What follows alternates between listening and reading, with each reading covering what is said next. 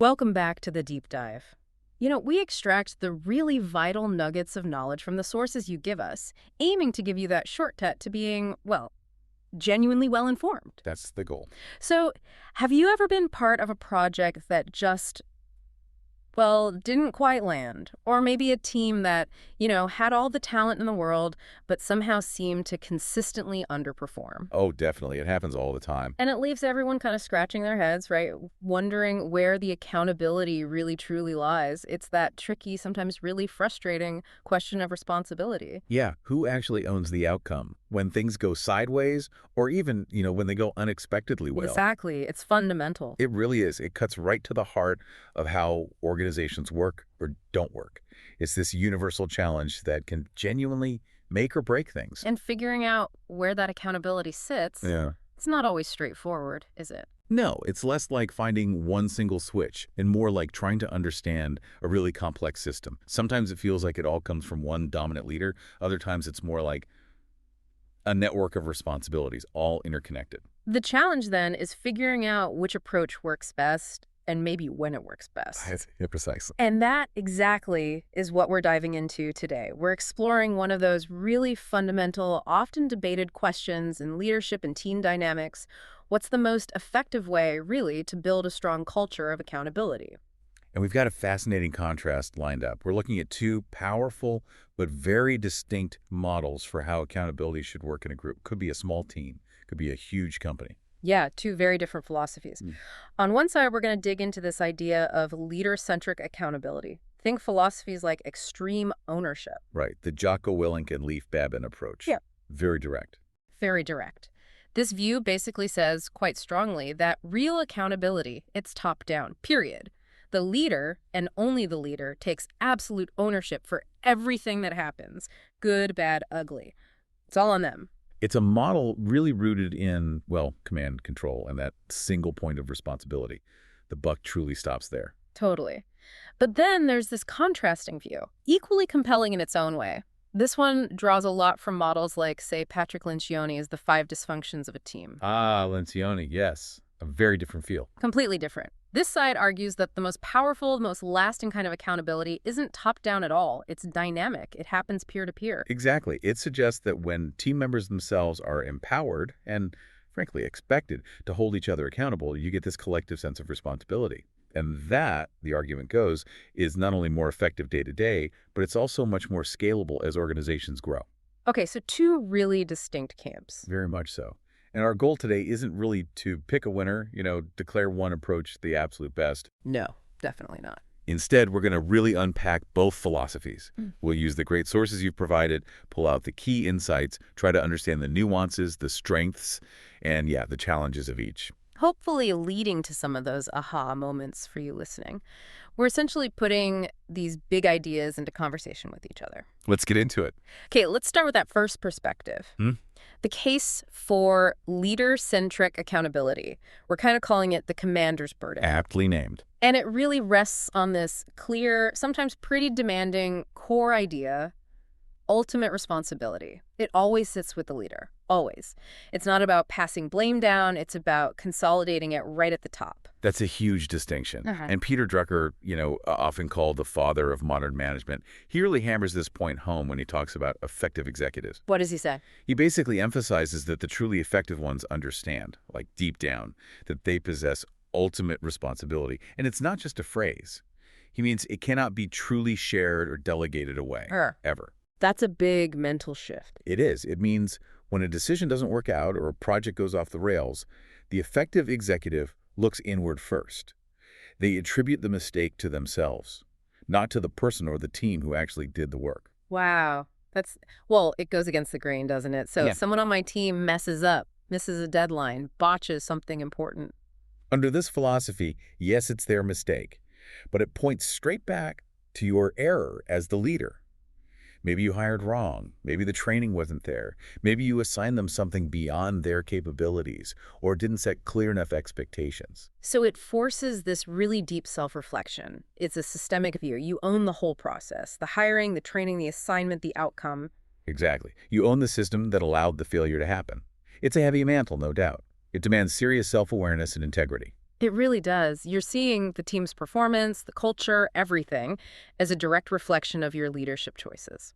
And we see another, maybe more practical example of this with Alfred P. Sloan Jr. at General Motors, back in its really formative years. Ah, Sloan, the memo guy, right? The memo guy.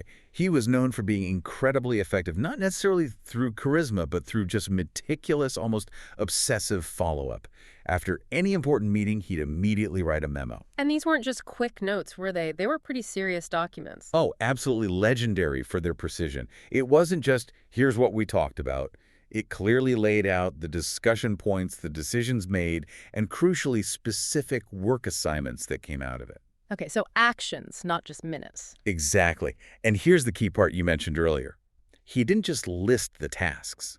He clearly stated the deadlines and named the specific executive who was accountable for the assignment by name. Wow. So very clear lines drawn, not just delegating, but documenting that delegation and accountability. What did that actually do at GM, that level of documented responsibility? It created this inescapable clarity. Everyone knew exactly what was expected by when and who specifically was on the hook for delivering it. There was no room for ambiguity, no, I thought someone else was doing that. Right. And it pushed responsibility upwards, too, for oversight.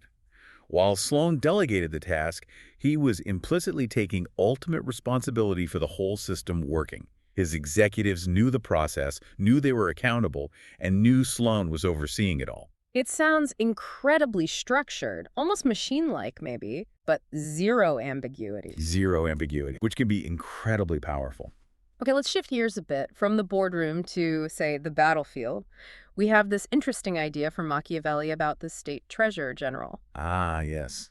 A very different context, but a similar principle underneath. He describes this ideal general as someone who attacks without seeking to enhance his reputation and retreats without seeking to avoid blame. Their only interest is the troops' welfare and benefiting the ruler or the state. What's really striking there is the absolute selflessness.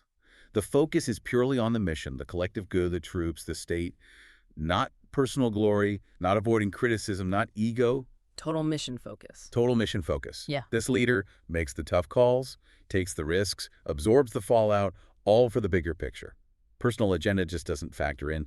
It's all about the objective. You can absolutely see the parallel to a modern leader, can't you? Someone who genuinely puts the company's long-term health and the team's well-being ahead of their own ambition or looking good. Yeah, it's that profound sense of ownership again. It demands everything for the person at the top. It really is a commander's burden. And this kind of singular focus, this commitment, it ties into the power of having a single, clear vision and direction, right? Absolutely. Which brings us to someone like Robert Moses, the controversial New York planner. Ah, Moses, Yeah. a figure of immense power and, well, strong opinions. Exactly. He's a stark example of how a leader can wield almost unchallenged authority to drive huge projects. He leveraged benefits legally tied to his public works, concentrating enormous power in himself and his commissions. He built a system around himself. He did. He created this kind of systemic pressure that, as the source says, no one in the system could stand up against because it essentially came from the system he built. Laws, funding, influence. It was all interwoven and pointed back to him. I remember reading that even the governor often had to rely on his advice. His vision and his assumed responsibility were just paramount. He was the driving force. For better or worse, yes. He became the single point of success or failure. His strategic foresight, his grip on execution, it was all centralized. And this links back to decision-making, doesn't it? Effective leaders, the ones who take this ownership, they often have to make those big, tough calls. Right. They identify root causes. They think strategically, what are we really trying to do here? What are we not trying to do?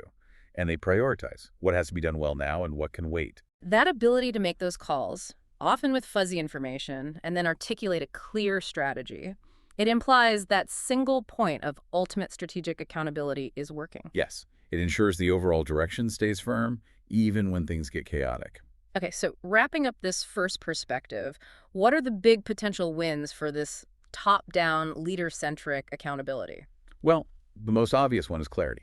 A super clear chain of command reduces confusion, allows for quick decisions. You know exactly who's responsible. Makes sense. Then there's strong vision execution. A leader with that absolute ownership can steer the ship much more effectively towards a big goal, cutting through disagreements or inertia. Laser focus. Pretty much. And in a crisis, this approach can be vital. Daniel Goleman talks about the coercive style, maybe not a great long-term, but in an emergency. Right, the leader who comes in and makes the really tough, maybe overdue decisions, chopping jobs, selling divisions. Exactly. That decisive, singular accountability can literally save a company when things are dire. It's effective in extreme situations. And it helps avoid that no news is good news problem too, right? Where people just assume they're doing okay because no one's yelled at them. Yeah, exactly. As the new one-minute manager points out, people often don't know if they're doing well until they get chewed out. A leader-driven system means clearer expectations, more regular feedback, both good and bad. It reduces that ambiguity. Okay. So a really strong case for the commander's burden, the leader owns it all. But now, let's completely pivot. To the other side of the coin. Exactly. Right. Let's talk about the power of the collective. Team-centric accountability. What if the strongest responsibility comes not from the top, but from within the team itself? This is a critical shift. Yeah. Moving the focus, the locus of responsibility. Katzenbach and Smith, in The Discipline of Teams, they offer this key insight. They argue that mutual accountability for shared purpose and goals may be the hallmark of the team discipline. Mutual accountability, the Right. hallmark. Yes.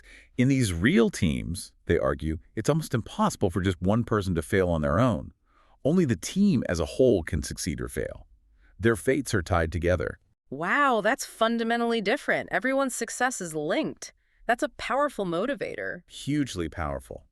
And it implies team members aren't necessarily easy on one another regarding standards, but they are, crucially, quote, extremely flexible and adaptable in helping each other contribute and develop new skill levels. So it's tough love, almost. High standards, but also high support. Exactly. It's proactively supportive, but demanding.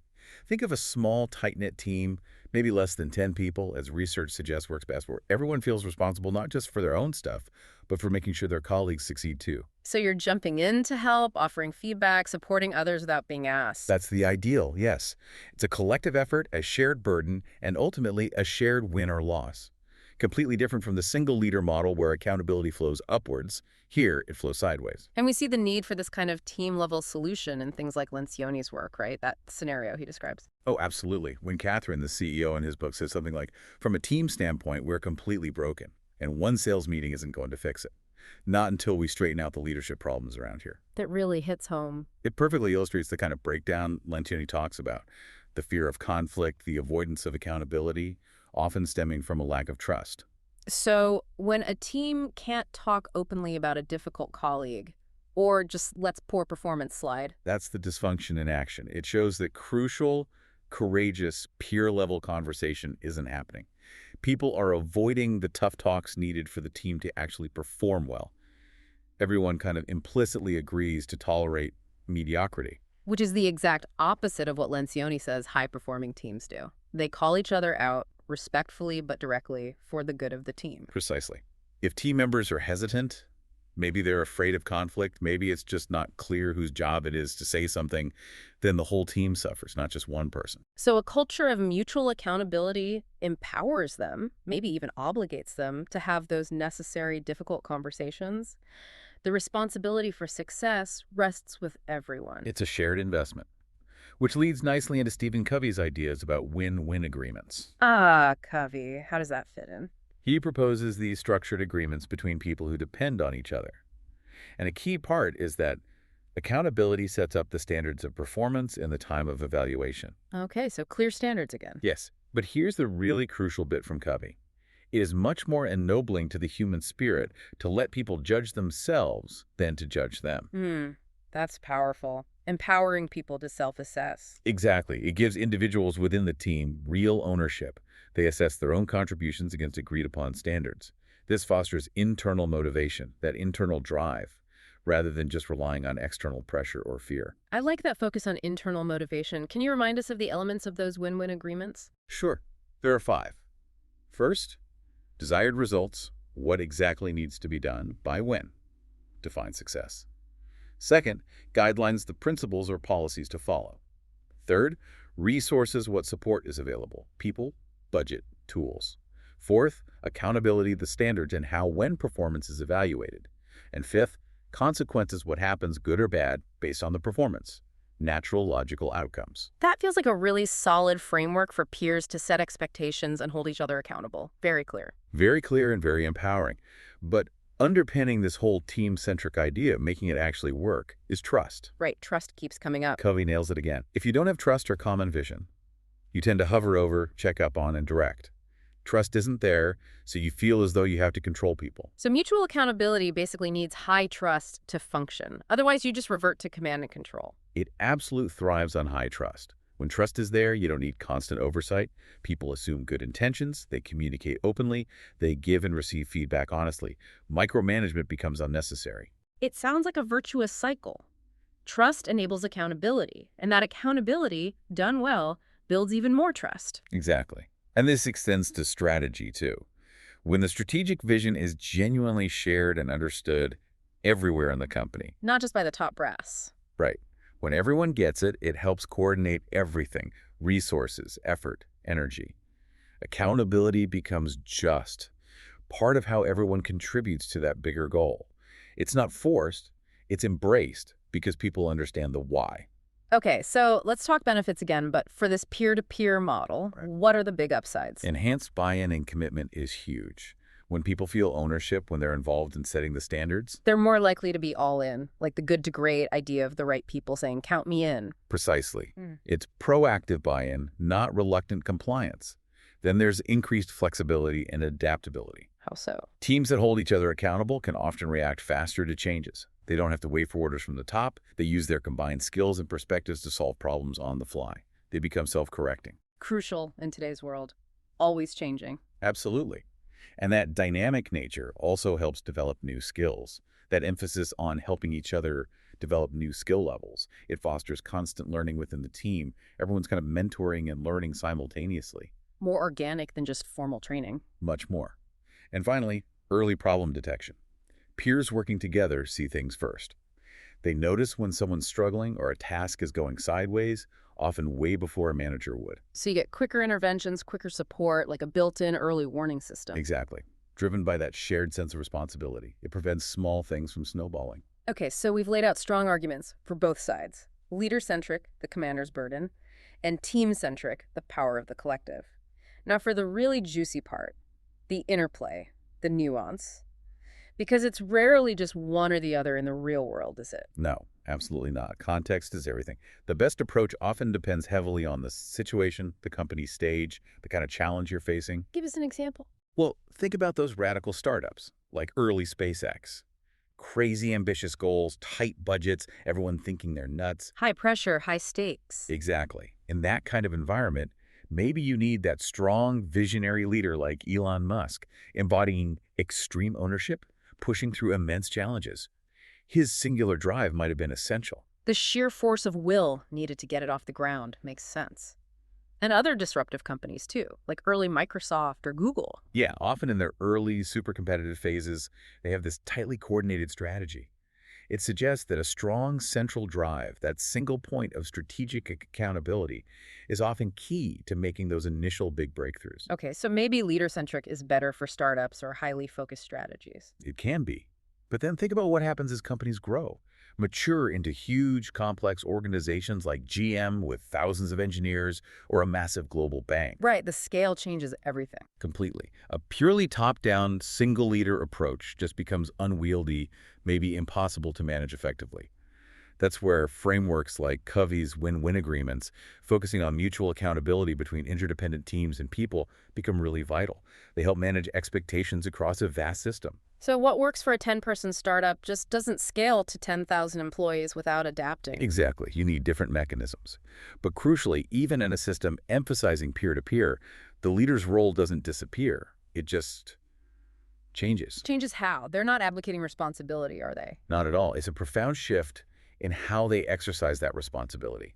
Instead of directing every task, the leader increasingly owns the system itself. Okay, so they're responsible for creating the environment where peer accountability can actually work. Precisely. That's the magic. Think of a conductor leading an orchestra. They don't play every instrument, but they shape the overall performance. They create the conditions for harmony. The leader architects the system. That's a great analogy. So extreme ownership in this context isn't about being the hero solving every problem. It's about being the architect of a resilient, self-managing system. Yeah. It's about building the stage, setting the scene, ensuring the lighting is right. So the actors, the team members, can perform brilliantly together. So the leader needs to really understand their team, their strengths, styles, values to build that stage effectively. Absolutely. They need to solicit that information, understand their internal customers, the team members, to foster collaboration and mutual accountability. And they have to walk the talk, right? Model the behavior. Definitely. They need to foster a culture of inquiry, encourage those productive debates, those deep conversations. They need to show how to have healthy conflict, how to give and receive feedback constructively.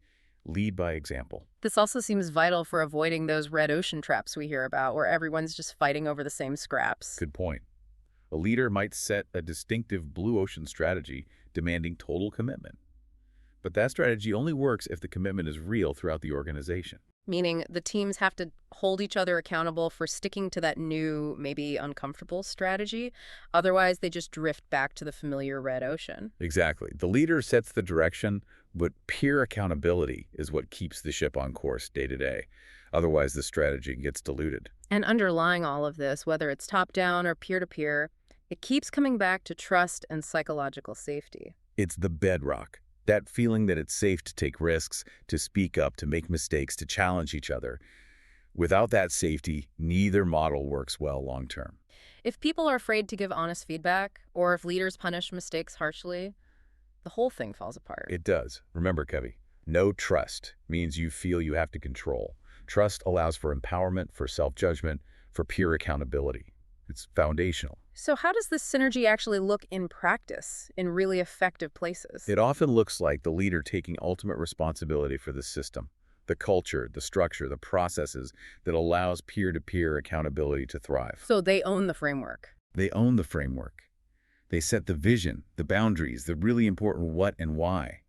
And then they empower teams within that framework to figure out the how and hold each other accountable for delivering. It's not hands-off, but it's empowering. It's deeply empowering. It might look like the leader defining Covey's desired results and guidelines, setting the strategic direction, but then trusting the team, the resources, to manage the day-to-day accountability and consequences among themselves. The leader steps in maybe as a coach or if things really go off track, but the primary accountability engine is peer-driven. That's often the sweet spot, especially in complex environments.